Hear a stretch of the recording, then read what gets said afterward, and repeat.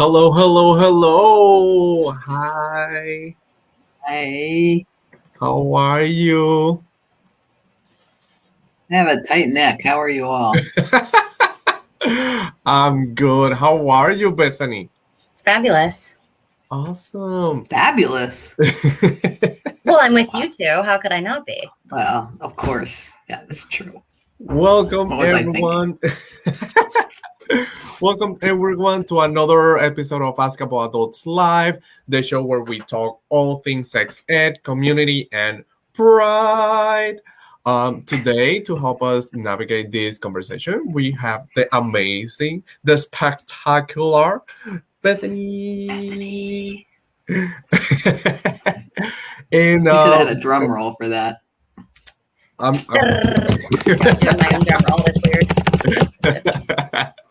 But of course, before continuing with our conversation for today, we want to do our usual acknowledgements and recognitions. But today, I'm gonna allow Bethany to do the recognitions.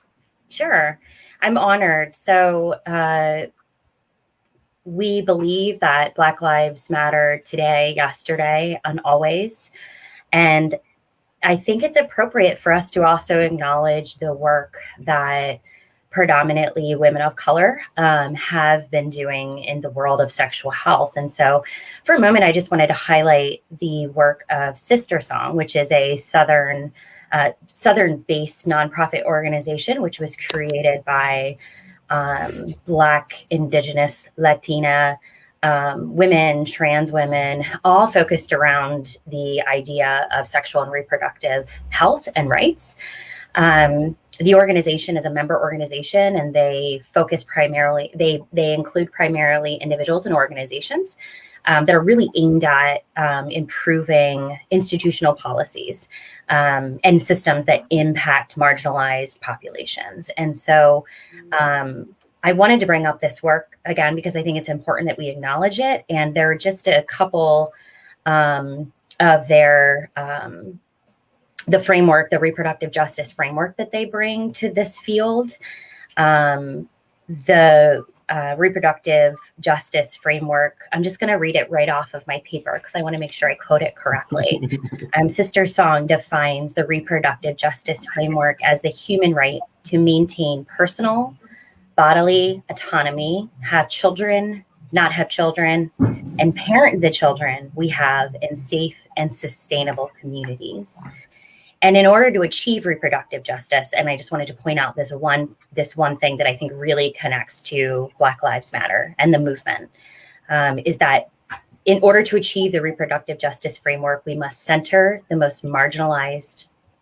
Our society will not be free until most vulnerable people are able to access the resources and full human rights to live self-determined lives without fear, discrimination, and retaliation. And so I think that, Burke's Teens Matter acknowledges this in almost all of the work that we do. I think we can do better at it, and I think we can improve most definitely. But we do acknowledge the needs and the uniqueness of Black and brown bodies that we serve. And for that reason, we believe that Black Lives Matter today and always. Thank you so much, Bethany. That was great. You're welcome. Thanks, Bethany. And since we're here, the reproductive justice movement, we kind of touched a little bit on it in last month when we were talking about birth control and ways to reduce teen pregnancy, especially when we were talking about a little bit of the history of birth control.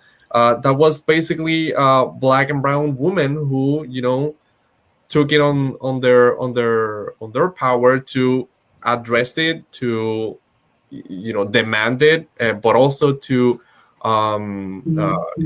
ask for it to be more accessible. And we do need to acknowledge their work. Do you mind if I say one more thing that I think is really amazing? So definitely check them out. Their website is sistersong.net. But over the pandemic specifically, they did a lot, and they have always done this, but they were doing a lot of mobilization around birth workers, because what was happening during COVID was doulas and midwives that were not employed with hospitals were not able to, weren't included in considered essential workers. And so they weren't able to go into hospitals. And so we saw a rise in miscarriages, a rise in C-sections among pregnant folks of color. And so the work that they're doing around that and just trying to change the policies around who are essential workers, who aren't, where can we find birth workers, especially in the South, they do a lot of work as well. So if that's something that you all are all interested, audience-wise, watching us today on live, I definitely encourage you all to check that out because it's really fascinating work. Yeah, absolutely. And we've been talking, this part, this essential part of our lives, Facebook lives, have taken a little bit of time, but this is quite important for our conversation for today about pride. And we're going to be touching a little bit on it because without amazing Black and brown trans women, for example, we wouldn't have a pride. But before actually starting the conversations, who are we? Who are these people that are talking to you? So I'm gonna. I don't want to say aloud, but the thing is that the word that I have it in Spanish. So who wants to go first while I translate the word that I've been meaning to use? Nadine, you're up. Oh, that's the deal. My name is Nadine, and I am the liaison for community engagement with Berks Teens Matter. I am very excited that some things are opening up at this point in the pandemic. And while it's not over, there are definitely going to be more opportunities to be out engaging with the community in the coming weeks and months. So that's like a big deal for me.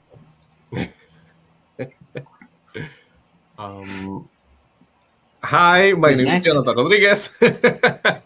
I use he, him pronouns, and I'm the Youth and Health Resource Center Coordinator for Berks Teens Matters, and I miss my new cat. And who is with me? Our guest for today is... Hi, friends. My name is Bethany. She, her pronouns, and I am the current project manager with Berks Teens Matter. And I forgot my pronouns. I mean, I didn't forget them, but I forgot to state them. My pronouns are they and their. So, like we said, today we're going to be talking about pride. And because every June, for folks that didn't know, every June for the past 50 years has been Pride Month, a whole month that many organizations, many folks in the community, and it's pretty much a worldwide phenomenon. You know, June is Pride Month, and it's a month where a lot of people focus on the LGBTQ plus community. But where does this come from? And I'm gonna sign over to Nadine. To Nadine, because she was the only one that was alive 50 years ago. Might have some inkling of where Wow, I did not say that. But wait, were you?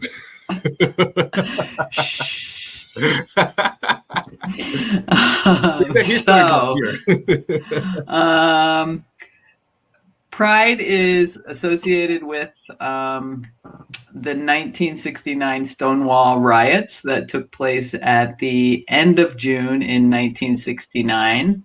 And those were basically, that was basically some rioting that happened in New York related to LGBT folks and they're constantly being harassed by police at some bars, but one bar in particular, the Stonewall. And on that particular day in 1969, they decided to fight back.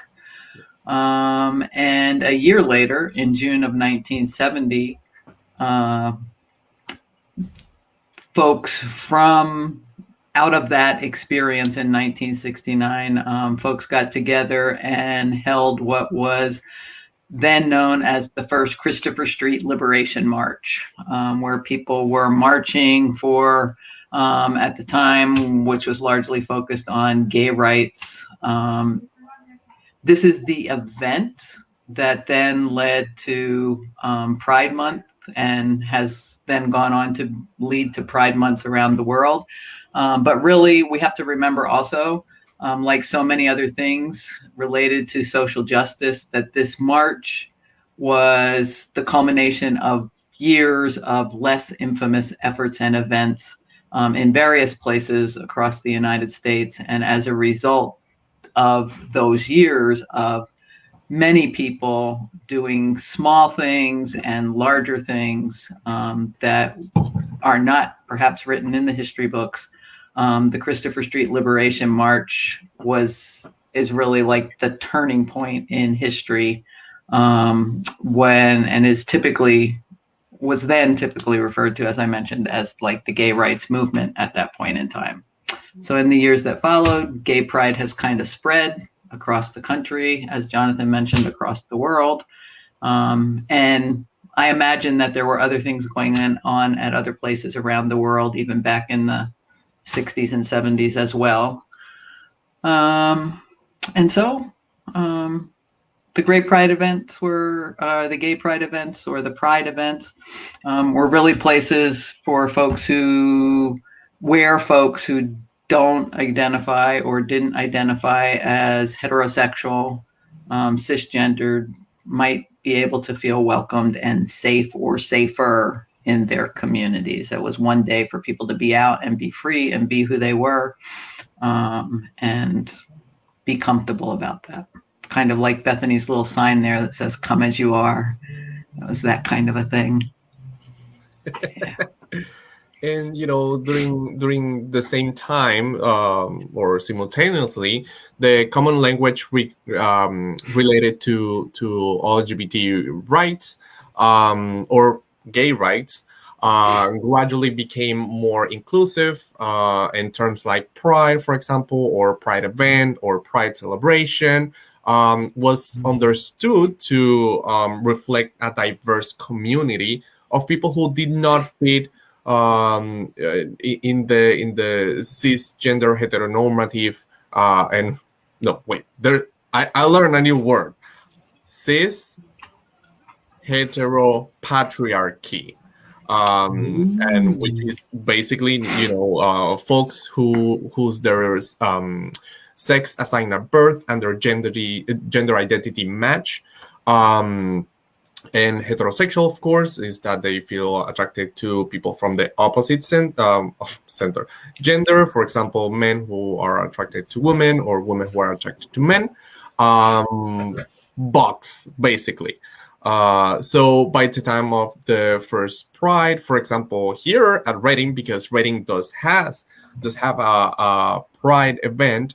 It was back in 2006. It was generally understood that it was an event celebrating the LGBT community. This event, for example, it was organized by the organization Reading Pride Celebration and has been an annual event for almost 15 years. And it was born out of the need of being visible and as a way to demand action and legislation for non-discrimination or discriminatory laws, and of course better treatment of the community. At the city of Reading, this pretty interesting because we do have several laws and ordinances that prohibit discrimination based on gender identity and sexual orientation in our jobs, in our housing, And that's thanks to folks from these organizations, Writing Pride Celebration, as well as the, what was born after the LGBT Center. And speaking of which, Bethany, you are part of the LGBT Center. When did it start? Because I know it was after Pride or after Reading Pride Celebration. So I would say that conversations about the center really started in maybe like 2013-ish. At least that I was a part of.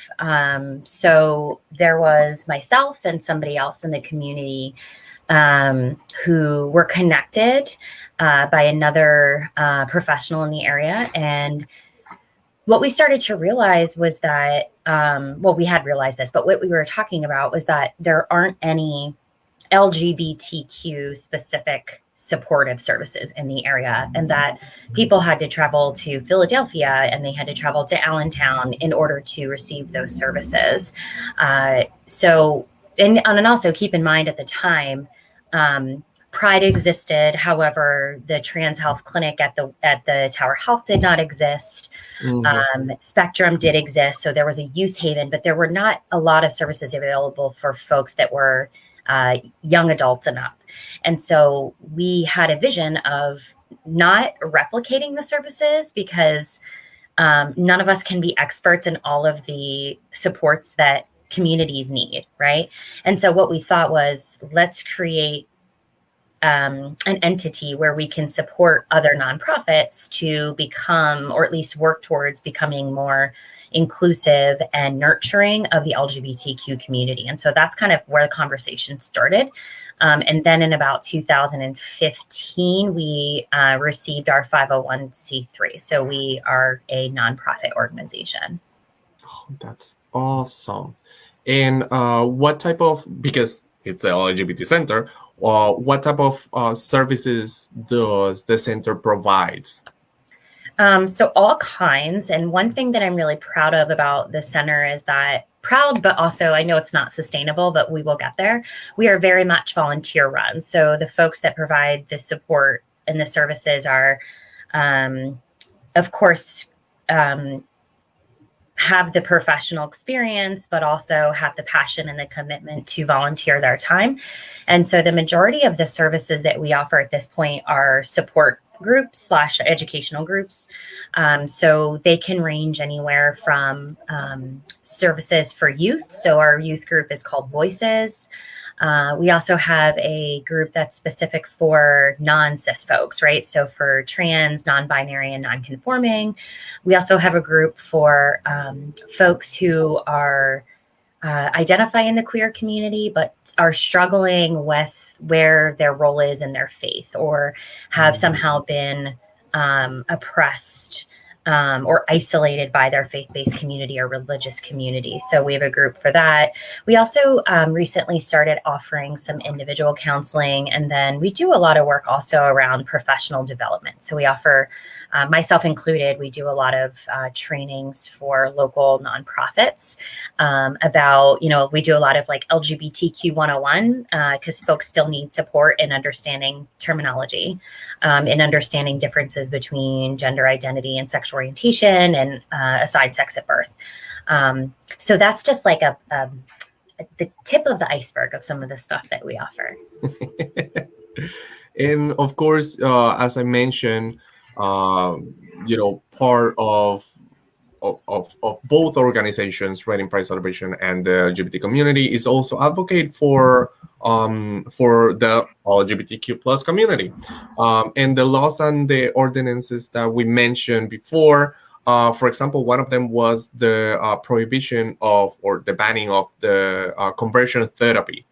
Conversion therapy, it's a very controversial topic because it's basically converting a person who is, or maybe, or people are suspecting that they may be, they don't even have to be part of the LGBT community, to heterosexual or straight. And it's very controversial because, as we know, gender and sexual orientation are a spectrum.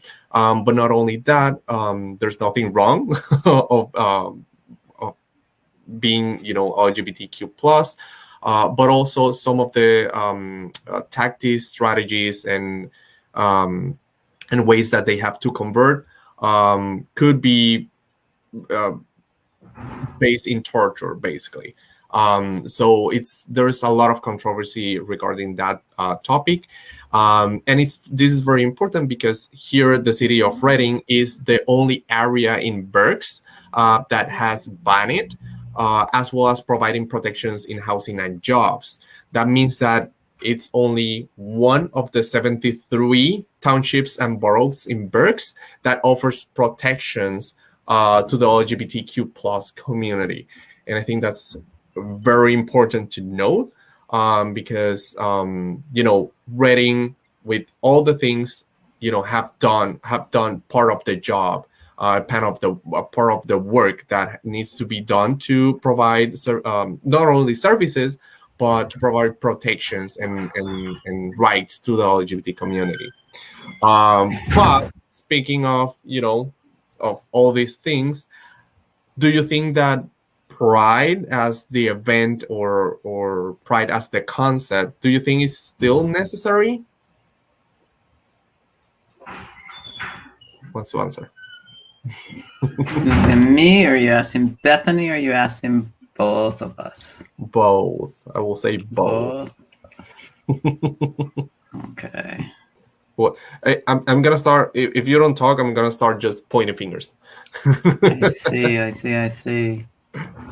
Well, I know that there are some people who wonder whether or not any of this stuff is still necessary. The Pride events, the LGBTQ advocacy. I think there are a lot of people, especially who think that, young people growing up today, they are so evolved when it comes to this kind of thing that this is not an issue for LGBT youth because they're so embraced and welcomed and accepted in their schools and in the community and things like that. I think there's a lot of folks who point to, there's like marriage equality now, so they think that everything is equal. If you can get married, then, what's the big deal? What's the problem? What's the question? And there are places where there are non-discrimination policies, as you pointed out, like the policies in the city of Reading related to conversion therapy, and also to housing and employment and things of that nature. But as you pointed out, and it's hard for me to believe, it seems insane, there are 73 townships and boroughs in Berks, and only one of them, being the city of Reading, is a place where those protections are offered. I've also, heard, contrary to some general popular opinion, that life is not a bowl of cherries for LGBTQ youth, that it's not that they're accepted in their families necessarily. We certainly celebrate when they are, but we shouldn't have to celebrate because it should be the expected norm that we love and respect and accept people for who they are. So, in my opinion, my humble opinion, it seems to me that there is still very much a need for Pride events and LGBTQ advocacy. And I think it's a part of the bigger picture of social justice and the systemic structures that we have in our culture that marginalize in some way, shape, or form pretty much anybody who is not heterosexual, cisgendered, white, male identified person. And go ahead. I was just going to mention that, Nadine, I agree with your point also when you were talking about young people, and young people are absolutely more evolved and more nurturing than adults. And that maybe this is my own personal opinion. I don't want to make assumptions or overgeneralize, but and also adults are still the people who are supporting young people, providing the services. And so there's a lot of work to do there. And also, I don't know about anybody else watching, but I know that like when I was like checking the news this morning, I felt so like almost like I had like a blanket wrapped around me. Like when I was looking at like, these are all the organizations who are like supporting LGBT organizations and giving money. And these are all the Pride apparel that you can buy. And so to see that is comforting to me. And it also, you know, don't get it wrong, anybody, and don't get it twisted. We celebrate Pride on a regular basis, but this month allows us to celebrate that Pride in more of a sense of a community, right? Because again, we have these organizations and these big corporations that are supporting us, and it feels good, and it feels like it's safe and braver than it usually is. And so for me, it's important because it allows this month where we can be just a little bit more freer and just a little bit more braver, because it feels like that support is there and is alive. At least that's how I feel. Yeah, absolutely. And you know what? I also think that although yes, you know, we like you said, we don't necessarily want to generalize, but you know, there's a lot of young folks that more evolved, etc. But like you also said, the adults that might be around them, you know, might be the ones who sometimes take that pride out of, you know, or not squish, but may overshadow the pride that those kids might feel. And again, you know, pride is a very interesting concept, because this argument of, you know, why do they need a parade? Why do they need? Well, they need it because, you know, we are still trying for folks to respect each other. We are still trying to bring forth voices of people who have been trying to be silenced. We are still trying to create, like, for example, like we were saying, you know, it's not gay pride, it's just pride, because it's not only about gay folks, it's about everyone in the community. And I think it's very important. And there are still a lot of work to be done. We have seen it in the news, or some might have experienced that need ourselves. But like I said, for example, increasing the visibility of non-cisgender folks and their voices, especially those who are people of color, change the focus of Pride to be more inclusive and diverse, and less white cis male centered. Educate ourselves about topics like the importance of pronouns, other genders, expressions that or gender expressions that might not be only men or women. And of course, you know, there's also need for more legislation and political change. But when we say also political and legislation, it's not only that, right? Because we can change all the laws existing to be inclusive and diverse, but you know, this change this does not equal full integration or change of everyone's hearts. For this change to be deep, it takes a long time, and it actually has to be an ongoing cycle of community change. You know, the community needs to come together to make those changes, to make itself more diverse, more open to other people, in you know, and actually make a change. You know what, Jonathan? Also, as you were talking, I was also thinking about, like, if you have heterosexual and you have cisgender privilege, people don't have to think about these things, right? I remember that when Pride was a part of that ordinance in the city, and that was like epic, because at the same time there was no federal anti-discrimination policy, right? That states were enacting anti-discrimination policies, but there was no federal, right? And so I remember going out into several trainings as a facilitator and explaining to people that, like, and this was around 2016 when they passed the Marriage Equality Act, like, because Nadine, they had the same response of like, well, you can get married, like, aren't you done? And it's like, yeah, like, I can go and marry my partner, right? But if I go back to my job that is in Wyomissing, Pennsylvania, and I have a picture of our wedding photo on my desk, I could potentially be asked to leave. And because we live in Pennsylvania, which is an at-will state, they don't need to give me a reason why. I think it's also important. Pride is also important because people that have this privilege need to be informed about it. And most of the time, it's not that they don't care or they don't want to know. It's just that they're not informed, right?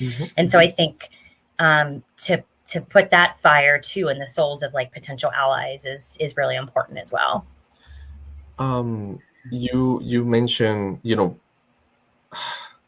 me as an educator, I do struggle sometimes a little bit, and I'm saying it here because it is a constant struggle. My job here at Cook County and at Bergstein's Matters is to educate. And sometimes I need to educate, for example, cisgender gay men who say, why that man wants to be a woman? Why do have to go with this struggle of calling him a she? And I need to breathe and I need to take several breaths, because you as a gay man probably had certain struggles growing up. So you should know better when you say or when you think that this person should be respected.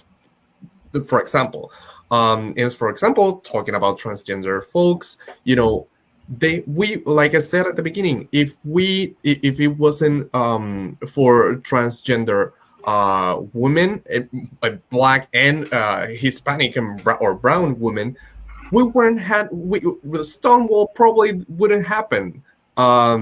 So we need to give credit where credit is due, and we also need to respect the folks that are doing the work and the job that they're doing. Like what Bethany, like the opening of from Bethany, the black women, the women of color that are doing this important job. They need to receive the credit that they have fought for. So yeah, and it's a struggle sometimes explaining this from a place of love, which is where I try to do, because in my mind, maybe the community needs to know, already should know better, but the fact that it's not like is we're not there yet, it just speaks about all the work that needs to be done even inside the community. Yeah. And also, I hope I'm not talking too much. I just get really enthusiastic. And also, Jonathan, keep in mind that yes, there are definitely transphobic people in the queer community, right?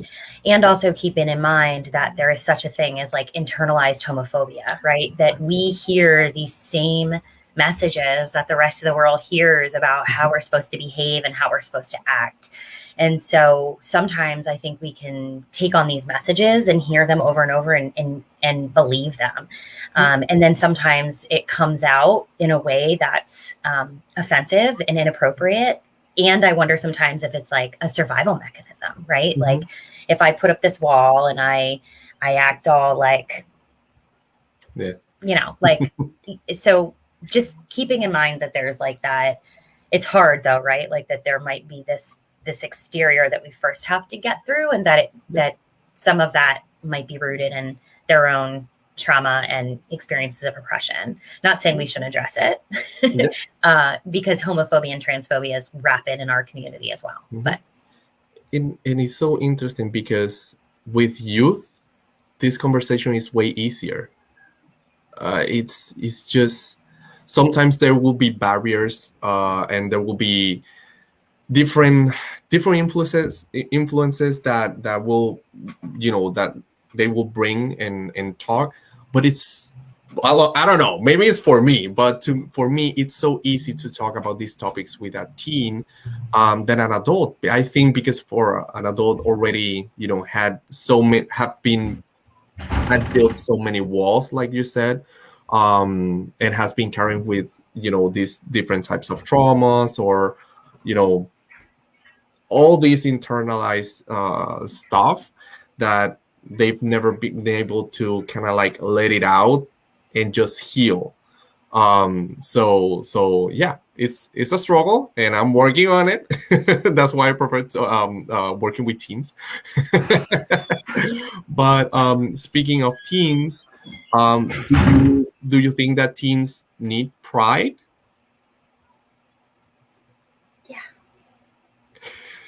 Do you want to elaborate? Nope. Perfect. We cannot go with that. What about you, Nadine? I was going to wait to hear what you both had to say on that. I already spoke. It's your turn.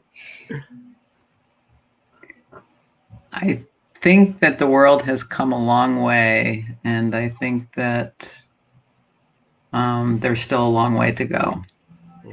And so I think that it's important one of the things about Pride is it makes all of this, what we're talking about, visible to people. And I think people need to see real people in their communities, in their lives, in their families, in their neighborhoods, as much as is possible. I do think that a lot of these conversations can be easier had with young people because they don't have so much perhaps unlearning to do. At the same time, it's been my experience that all young people, just like all older people, are not at the same place. So I think that it's really important that we continue to have opportunities, that young people today continue to have opportunities to have safe places and spaces like the HRC or like the LGBTQ Center or like Spectrum. And I think it's important that they have opportunities to participate in Pride events where they can see a larger and perhaps even more diverse community than they might find in their schools. I think that in some schools, most notably, most of the time in urban areas where you have a very diverse student body, young people may be more exposed to diversity in all of its many forms. I think in some smaller schools and in some different areas of this county, of this state, and of this country, and certainly around the world, there are lots of places where it's not safe, where young people don't have the support that they need and deserve to be able to love who they are and thrive as human beings in the world. So yeah, I think it's still important for teens to have pride and to have opportunities to celebrate who they are, regardless of what their gender, identity, sexual orientation, skin color, everything else is. I spent a lot of years volunteering with Spectrum, which is a Planned Parenthood, now Keystone initiative. And it was really amazing to see every time that the young people walk through the door. It was almost like you could see a weight just completely lifted. And at the time, I think that it's still happening. It's once a week. And so I think not only is it important for young people to have access to Pride events during this month, but I think it's especially important for us as a community to support safe havens like Spectrum, safe havens like the LGBT Center, because it allows for young people to celebrate Pride weekly throughout the year. That was all I had to say. It would be like sort of like if you only got to eat a meal once a year, for like a day or a week or something, and then the rest of the time you had to scavenge for whatever crumbs you might be able to find. Well, I definitely think that we should ask youth if they do need Pride. In my eyes, not that I but in my eyes, I think it's very important. I'm gonna echo what Bethany said about the protecting the safe havens, but also creating safe spaces where they can not only be who they are, but also see other people, like Nadine said, other folks from the community, and doing in a way that might not be alcohol, for example, involved. That might that doesn't necessarily have to be always a party because we can celebrate in different ways. So spaces where people that might not necessarily want to party or want to do this or want to do that, maybe they can just be. So I do think that Pride can take many different forms. In for youth, be youth centered. A pride should also be not only celebrating the ones who are grown up, but the ones who are growing up. So who knows? Maybe creating a youth pride, but something that is from them for them, like the Pride Prom here in Reading, which actually is for Berks, and it offers one night after having gone to high school or to school. For some folks, they might have not been as open as they wanted to be, or maybe they haven't expressed who they were during school, but they get that night that so many people doesn't get, because not all schools provide that. But like I said, provide a safe place for them to celebrate who they are, however they want to celebrate themselves. So yeah, I think that's my take. And we are a little bit over time, but I don't want us to go without asking a very important question. What does Pride means to you, Bethany?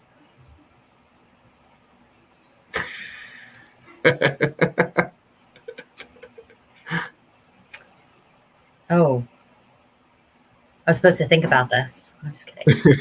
I think Pride for me, it means a time where I can really think about the history of the queer community and what has been done and what worked and what didn't, and learn from that.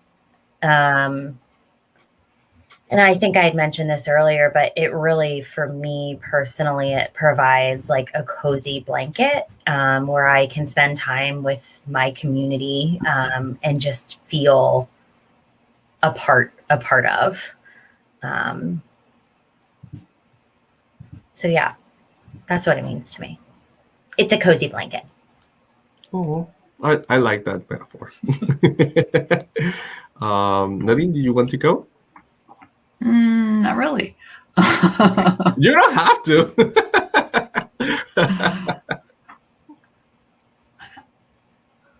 Well,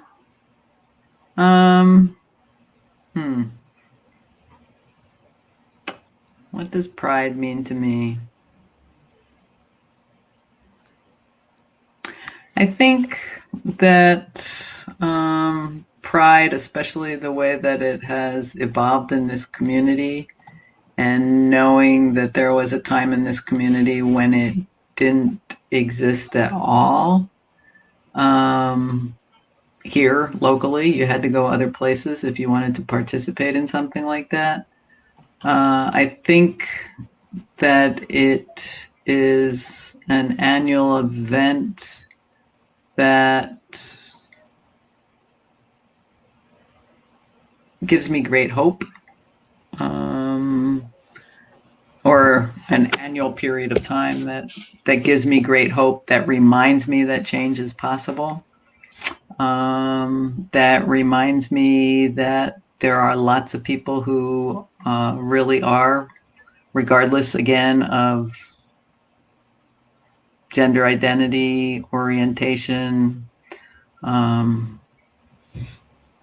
a lot of people, because one of the things I like about our Pride event here locally is that it is very family friendly. Mm-hmm. And it seems to me that it really involves a lot of people who would not identify themselves as LGBTQ. And so that bringing everybody together that way here in this community is sort of like, now I'm thinking of something strange, but I'm not gonna, but to me, it says that there really is so much possibility for our humanity and for our communities to be able to love and respect and appreciate people for who they are. And it's one opportunity to experience that more so than you might in daily life a lot of the time. Well, to me, having grown up in Puerto Rico, to me, Pride became a state of mind that got recharged every year when Pride happened, because that's when you saw many different people that you didn't get to see on the daily. And you will see them happy, you will see them talking to you, you will see them being who they wanted to be and inviting you to be who you wanted to be too. So Pride to me is it's very important, and I hope that we get to see it, because not only for me, but I always think about the people who are not there because of accessibility, because they haven't been able to come out yet, because of all the reasons that they could have. It's there waiting for them, like a cozy blanket, or or a place of hope.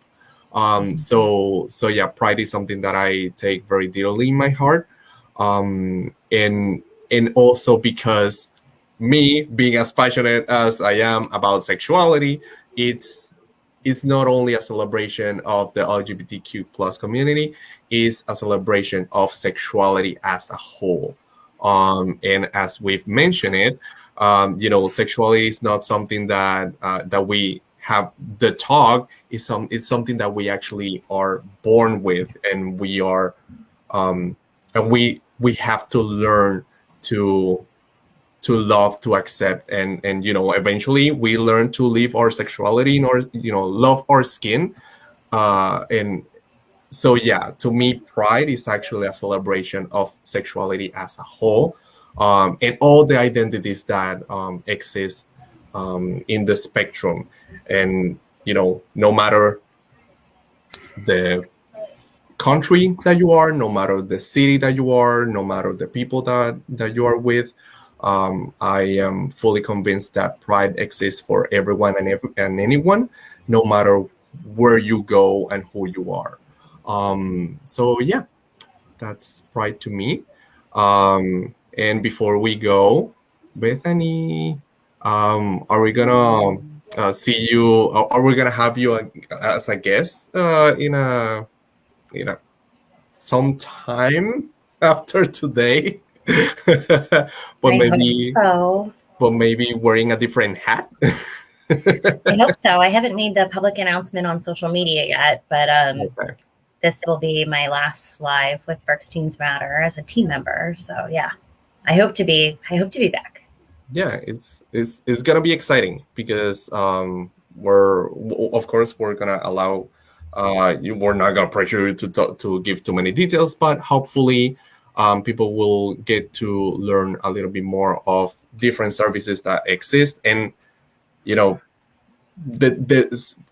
all the work that we need to keep doing in the community, because there's a lot. And here, at least in these lives, we talk about sex ed, like we said, we talk about pride, but we also talk about community.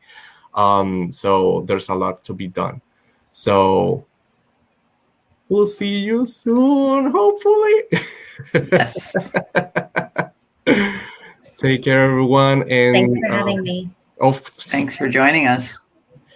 you're the one who didn't want to come. No, I'm kidding. Never. She'll be back. She will, like the Terminator, Will be. but positively. Take care, everyone. Bye-bye. Good night.